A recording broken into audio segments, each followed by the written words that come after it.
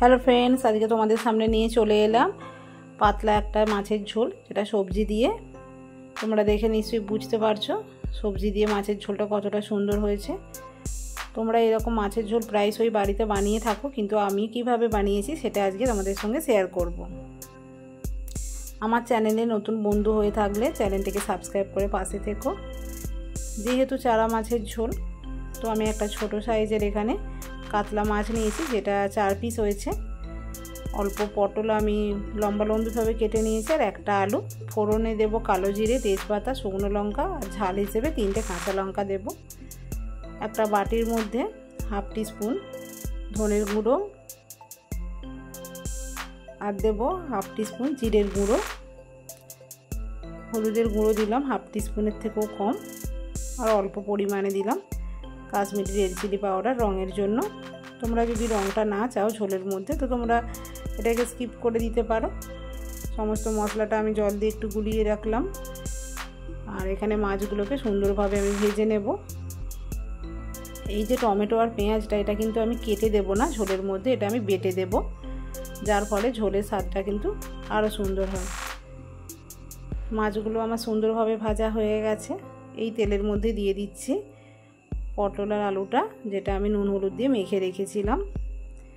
নুন হলুদ দিয়ে মেখে রাখলে ভাজতে সুবিধে হয়, চট করে ভাজা হয়ে যায়। এখানে কিন্তু সবজিটা সুন্দর করে ভেজে নিতে হবে। সবজি যদি ঠিকঠাক ভাজা না হয়, এই ঝোল কিন্তু সুন্দর লাগবে না খেতে। তো এখানে লাল লাল করে হয়ে গেল আমার আলুটা আর পটলটা ভেজে নেওয়া।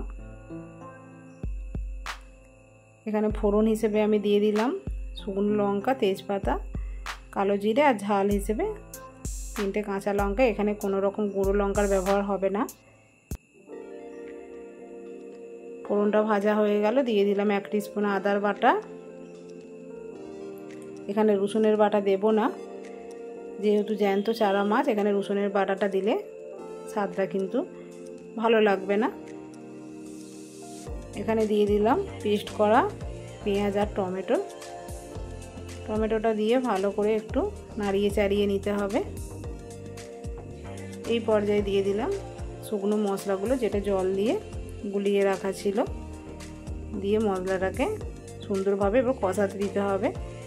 মিক্সির বাটি ধুয়ে আমি একটু জল দিয়ে দিলাম, দিয়ে মিডিয়াম আঁচে এটাকে কষিয়ে নেব।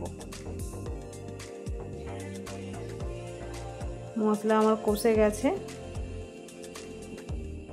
ভেজে রাখা সবজিটা আর আলুটা দিয়ে মশলার সঙ্গে সুন্দরভাবে একটু কষিয়ে নেব। এইভাবে চাপা দিয়ে দিয়ে রান্না করলে গ্যাসটার আমাদের কাছে অনেকটা সাশ্রয় হয়, আর সবজি রান্নার যে কোনো রান্নার ক্ষেত্রে টেস্টটাও কিন্তু ঠিকঠাক বজায় থাকে। তো আমার সুন্দরভাবে কষানো হয়ে গেল। এখানে আমি দিয়ে দেব গরম জল। যেহেতু ঝোল, একটু জলটা বেশি লাগবে, তো এখানে ঠান্ডা জল দেবে না, এখানে গরম জল দিয়ে ঝোলটা ভালো হয়। ঝোলটা ফুটে গেল।